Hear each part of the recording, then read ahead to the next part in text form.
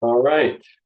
What's up, everyone? And this is a video, so there's no one on it. But this is Tristan. I'm going to go over how to get paid today. Typically, this is more of a workshop style, but I'm going to go ahead and record a video just showing you all how to do it. We'll go ahead and get into it, though. All of this is going to take place in Command. I am going to show you how to start everything there, and we'll eventually jump over to .loop briefly, but we won't spend much time there. We're not going to go through .loop today. This is mostly on the Command side. So when you're in Command here, you should see your home screen look something like this. We go over, it's very customizable. We go over that in orientation. You can always come back for a refresher. But today we're going to spend our time in the Opportunities tab, which if you've gotten to sit through an orientation, you know that I usually jump over because I've got a class dedicated to this. So for this purpose, I'm going to be in my personal pipeline. Make sure it reflects that.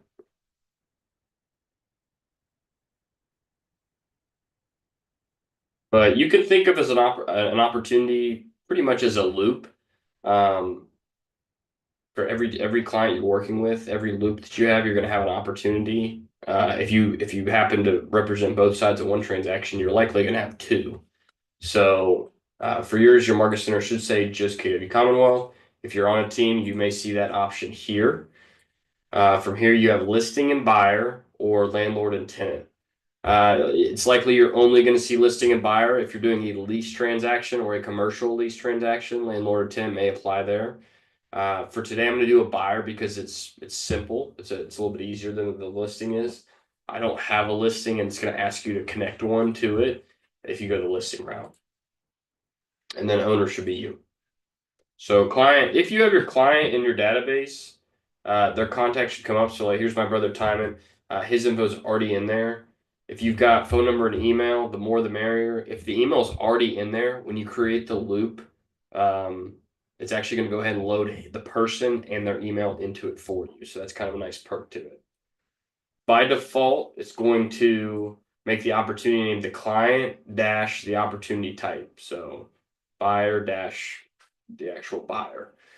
Um, doesn't really matter what you name it. You're free to do that yourself. It's going to name the loop when you create it, whatever the opportunity name already is. So if you want it to be the property address, you can change that now. I'll show you where to change that in .loop briefly, but otherwise this is going to default to. But I'm going to leave this right here.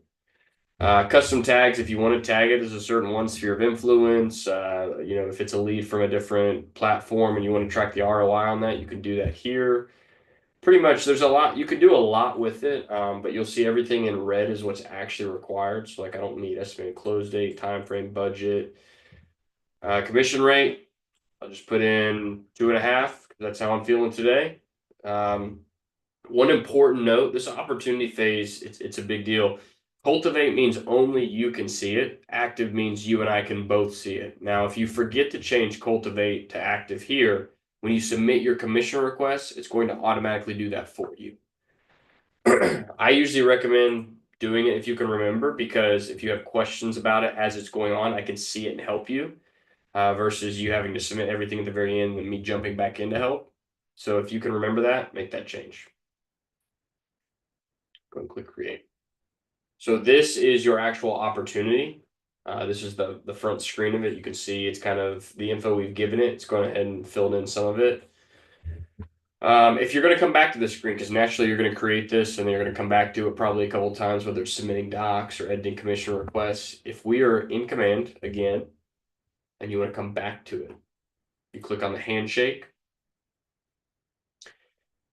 It's got this main page. It actually nestles it in here, so you can see the one in active is actually the opportunity we're working on. I prefer a list view, so if you click on all opportunities up here, it's going to show you all the opportunities you're working. So notice there's the name, contact. I don't have an address tied to it yet, and nothing else. If you're going to get back to it, that's the easiest way that I've seen to be able to get back to it. You're welcome to add all of this information in if you'd like. If you want to know, if you want to get specific stats, the more of this that you put in, the more of it allows us to track, right? So budget and then ownership, which you can also add assignees. So if you have somebody else who you want to have access to, I'm trying to see where it's at. We'll come back to that. Somebody else you want to have access to this loop, you can add assignees and they can also see it. Or sorry, the opportunity. I'll go ahead and put the property address in. We'll just use the Market Center address for right now.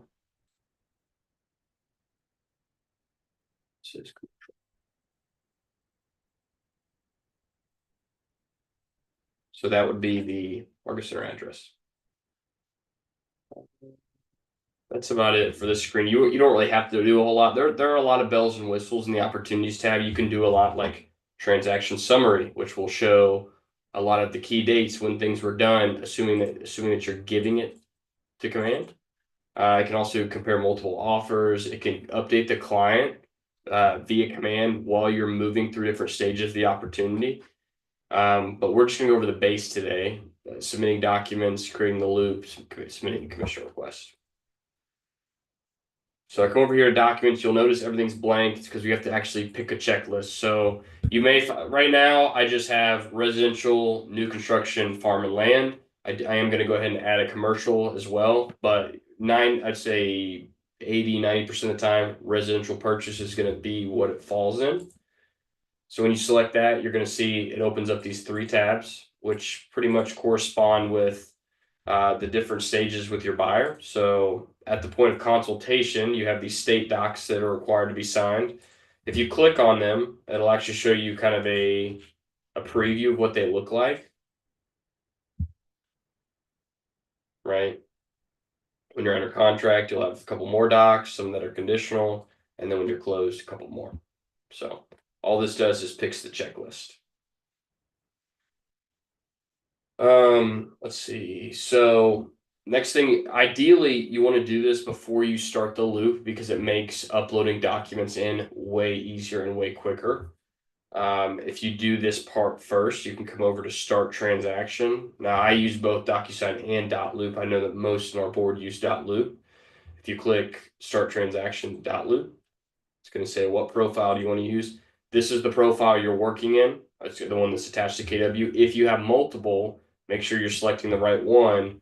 If you're not sure which that is, I'm always happy to help rename them or move some info out and toggle some old ones inactive so you're not looking at 5 or 6 if you've been to a couple different brokerages. Right here, you can select your loop template. So if you want us to go ahead and help you, buying a home right here is going to load all of the documents that we're requiring in command automatically into your loop. So it kind of gives you a base to work off of. If you've got your own or you kind of don't prefer that, you can go the blank route. But you've got listing, blank, buying a home. So I'll do buying, choose it. And at that point, it has created it for us. So here's what you'll notice. The biggest difference is before it was upload file and you basically had to pull it off of the computer. Now it's coming from .loop and you have all of these drop downs. So all it's doing is allowing you to grab documents out of .loop, pull them straight into command. Right now, none of these are signed. So I can click go to transaction. This is just going to take me to .loop, which you could also do directly from .loop.com.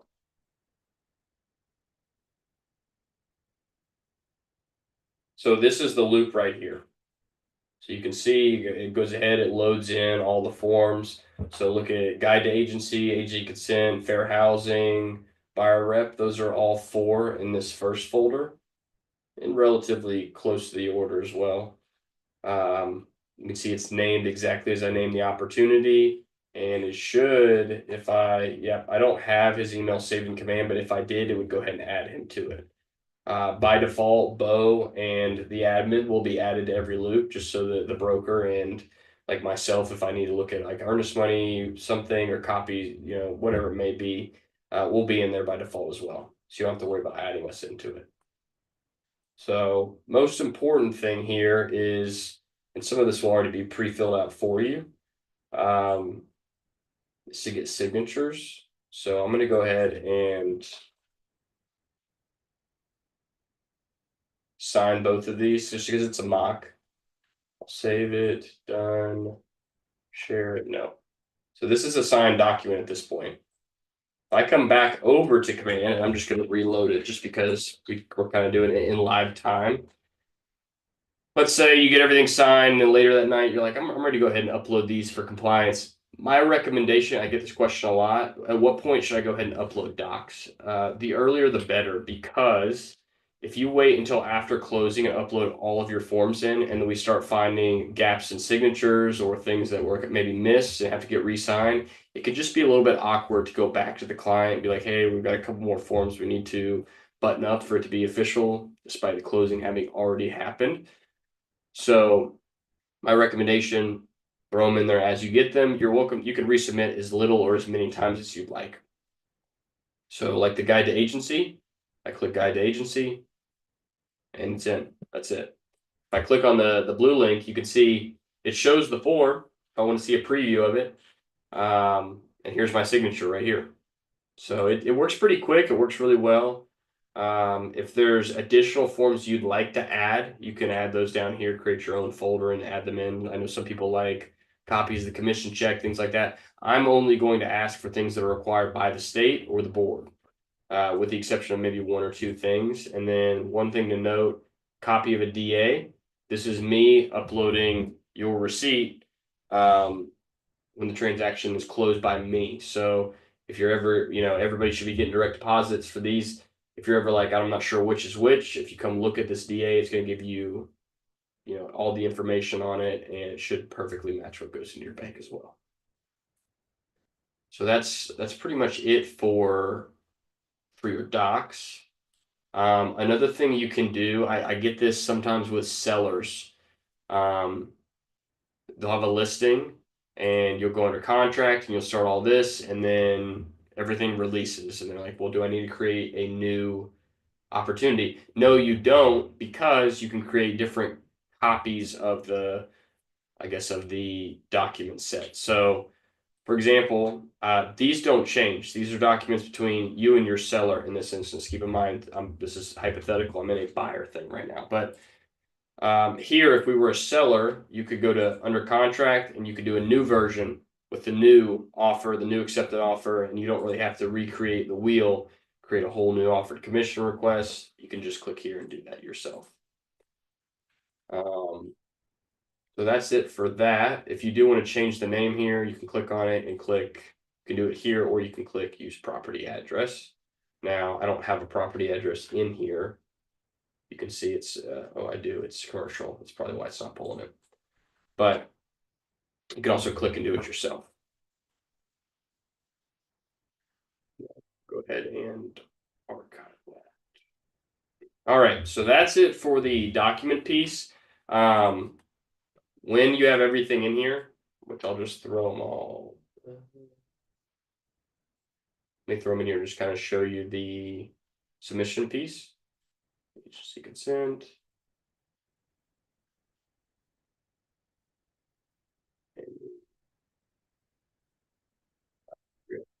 So you get them all in here. I just like dot loop check all, and you can submit to Market Center. At this point, they have been submitted for review. We have a third-party compliance team that checks all of these documents. They're typically within the same day. I'm gonna say within 24 hours, they will get back to you. If it's approved, you're gonna see a green approved right here. If any document on here gets flagged, it'll say rejected in red, and right here in this column, it's gonna leave a note telling you why. I'd say 99% of the time there's like an agent initial missing somewhere. I don't see a lot of glaring errors that are getting shot back down. They're not super meticulous. I mean, they understand compliance, but that's just something to keep an eye out for. In order for you to get paid, all three of these tabs must be approved in green. There's a little bit leeway here with the close being submitted. If it's submitted and it hasn't been approved, it's pretty easy to tell if the settlement statement is viable or not by the signatures, because it's not a contract, so there's not a lot of clauses they're combing through. But other than that, everything needs to be approved. I do get a lot of questions on, hey, how come I haven't been paid? I spend all my paperwork, and it's usually for like one piece. I do need arguably the contract itself, very important. I need that, and all of these as well. So That's it for the document piece. Now we'll move to the offer and commission side. So you need to submit all your paperwork. It's got to be approved. Just make sure that everything's good. Basically, to ensure you get to keep the commission and there's no liability on you as you move towards closing out the transaction. And then the second piece of that is a commission request. This is important because it kind of tells me if there's any sort of oddities or anything like that that I need to anticipate on the commission side. So that may be I'm splitting this deal with another agent in the office 50-50. I'm giving my friend a 10% showing fee. I've got a 35% referral fee. I'm not going to know any of that, actually. And if you email it to me, great. Good chance I'll forget it. So, but the nice thing in here, it'll kind of give you a really great estimate of what you're going to get paid if you get it all in here, right? So we'll do add new offer. This is very similar to putting things in on Flex. It's just a little bit of data entry. The property address, if you've already given it to it, should autofill it. If this is a listing, you're probably going to have to pull from the KWLS. KWLS basically just takes RMLS, creates a copy of it so the KW can retain a record. Notice I told it earlier it was commercial retail, so that's what it's pulling. I'm just going to keep it residential just to make it easy. That's what you're going to see a lot of, and that's going to be 1 unit. Now, earlier I mentioned there are some bells and whistles we're not going to go over today. Multiple offer tool being one of those. You can start giving info like, are the buyers pre-approved and pre-qualified? And when you stack multiple offers next to each other, you can get easy handouts or just email it straight to your client, kind of explaining the difference in all those. But for today, it's a one and done. Got my buyer's name in here. Got my buyer's agent representation in here, which is me. I'm gonna have to change that later so you can kind of see what getting paid looks like because I'm not an agent. The seller's name, we've got DH Construction. That would be my construction name if I had one. And I'm going to say that Joseph is going to represent my construction company, a fictitious construction company. Sale price, we'll make it super easy math. $200,000 house, 0 cash down, leaves $200,000 to be financed. Like I said, we're just going to do some easy math today. You can give it more information than that. You don't have to give it any. It's up to you. You can say 500 held either at the market center or at the title company. Whatever you've agreed upon on the contract, just make sure that that's what falls. We do have the payload link if you want to submit the market center, and then most title companies will also hold earnest money up until closing. Close date, I'll just kick it out a week, contingencies and whatnot. So if you want to look at multiple offers, you would create the offer. We're one and done today. I'm going to create and accept the offer. What's the contract date? What contract date's today? Great. Okay. So at this point, we have our offer and commission. So we're on the home screen. We've got documents here, offer to commission here, notes, which is just miscellaneous for you. And then there's a timeline that shows everything that's happened from the time you created this thing, this opportunity. I like this a lot. It shows you the creation of it, everything. I mean, everything you've done, right? Start the transaction with dot loop, went to dot loop, uploaded docs. It'll tell you when they're approved. A lot of times people are like, hey, how come I haven't been paid yet? I submitted my docs a week ago. I get in here. Our definitions of a week ago are a little bit more flexible. But my point being, you can see everything from the time it's approved to if somebody goes in there and switches something, if I have to make an edit to something. And when I say I mean on the MCA side, if I have to make an edit, it's going to tell you that as well. So this timeline, very similar to a dot loop, where's it at? Activity log, shows you everything. Anyways, we'll come back to offer and commission. So this is the offer and commission piece. You can see here, commission amount is pulling 5,000. That's 2.5%, $200,000 home, 5,000. You can see it's kind of weird. It's not showing any agents here because it knows I'm not an agent, so somebody's got to get paid. I think I threw Joseph in there earlier representing the seller side. Let's just put him in there.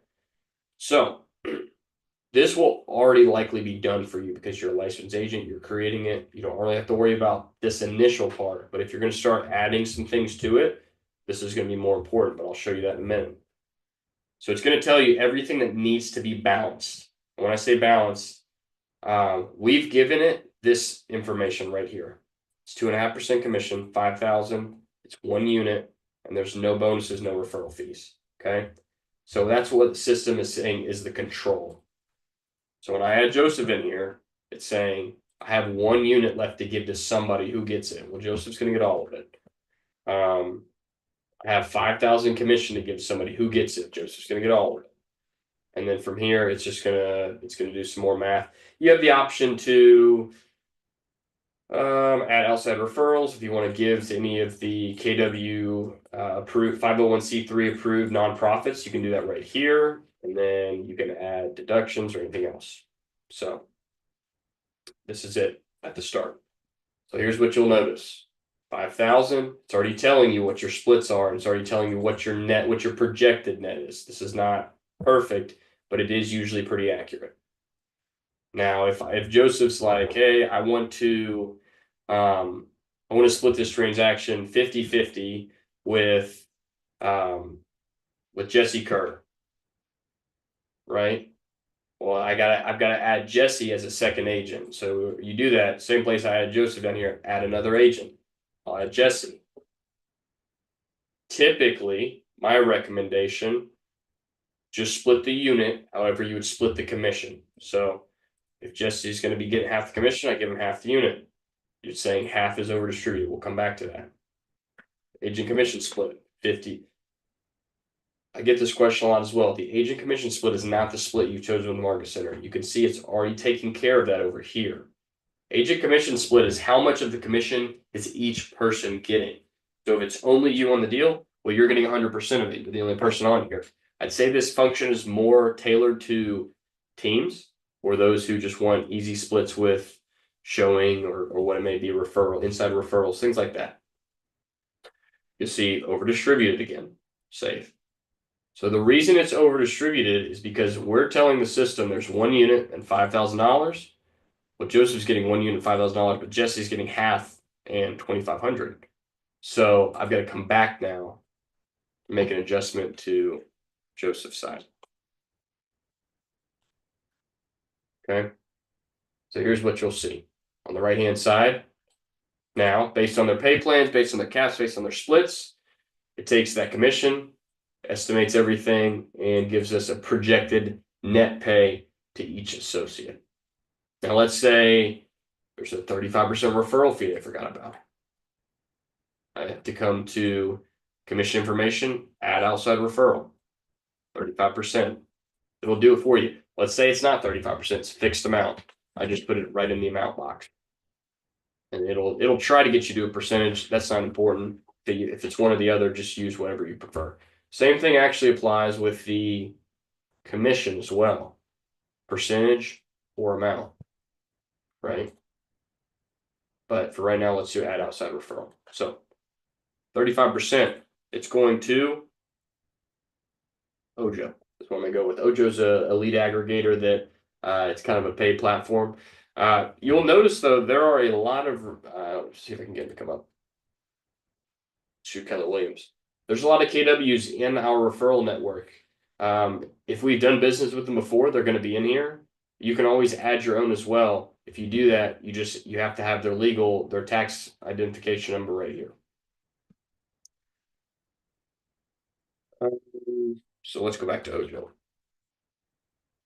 Okay, and you'll see all this information comes right on into the system. You really can't touch any of it for the most part because I've already filled it all out. Add outside referral. So if you haven't already picked up on this, we do have to go back and edit this to fix it. So if I come to edit buyer commission, here's what you'll see. There's a 1750 referral that's not been applied, hasn't been put anywhere. So I can come to right here and edit them fairly quickly. So it's saying we've got 1750. How much of it's Joseph's? Well, if it's 50-50, it's truly coming off the top, then we know that the referral will be split between the two of them. So that means that each one of them is going to get $875. So Joseph's done. Jesse's done. Okay. There's your commissions. So again, 5,000. Here's your outside referral amount Here is all the cap splits. You can see we don't take a split on referral money that comes off the top, and then we adjust ours, so that's already moving. And there's the net pay. Trying to think of anything else I see. Admin or bonus fees is something I see quite often. That should be notated as a bonus. It's non-commission income. We don't want to inflate your commission rate by saying like you got an extra $400, right? If we charge 2.5% on 200,000, it's a clean 500. But if Joseph charges $400 to his client, well, 5,400 divided by 200,000 gives us 2.7%, which is not what he chose, and we don't want to inflate that. So I'll add the bonus, $400. Again, have to apply it. Now, like I said, this is Joseph's transaction in this instance, so I'm going to give it all to Joseph. So it's moved again. Commission amount, bonus.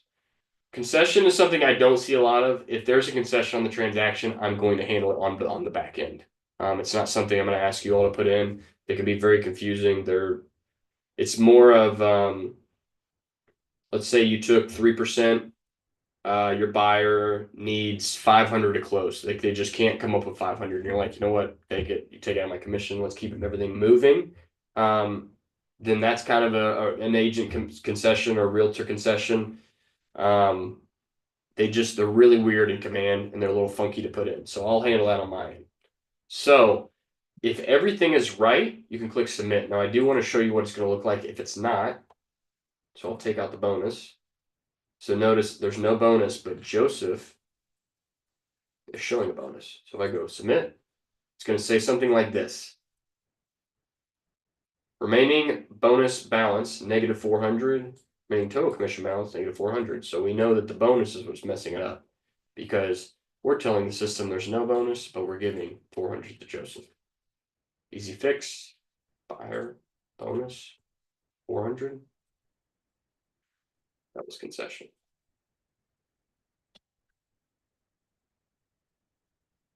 And then when I'm done, I click submit. That's it. So I know that was a lot because I stare at them and do them every day, hundreds a day. But here's what I need to pay you. I need all of these documents right here approved, and I need this thing submitted.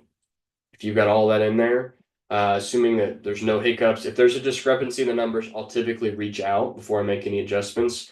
I know the one I see most common is title companies forget to pay agents their transaction fees, their admin fees or team fees. Typically, I'll give you a heads up because I can make an amendment to that pretty quickly down the road if I need to. But I'm going to go ahead and terminate this just because I don't want to inflate my numbers here. The earlier you can get these in, the better. I want to know what's closing, when it's closing, when to anticipate these things. It's likely you're going to hear at the end of the month if things aren't closing. You'll hear back from the market center, and maybe me, maybe Hallie Joseph, just asking, hey, is this still projected to close? Because I'm trying to clean up my projections so I know what to look at down the road.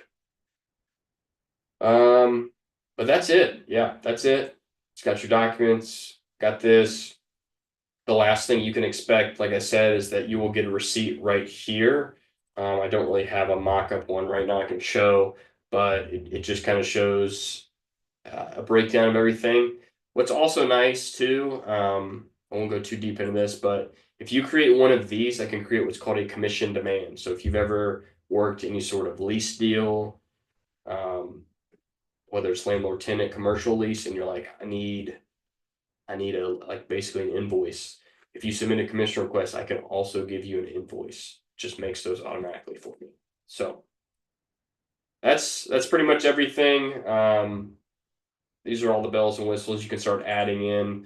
If you want tasks, you want things to be done, you want to do transaction summaries, but this is the kind of meat and potatoes. The important part is all of the documents here, commission requests. If you have any questions, feel free to shoot me an email, klrw958@kw.com. But I also have a lot of 2-minute clips that kind of go over these slower, more in depth, and kind of help you customize it to your business if that's something you see fit. So I will call it a day there, and hope you all got some value.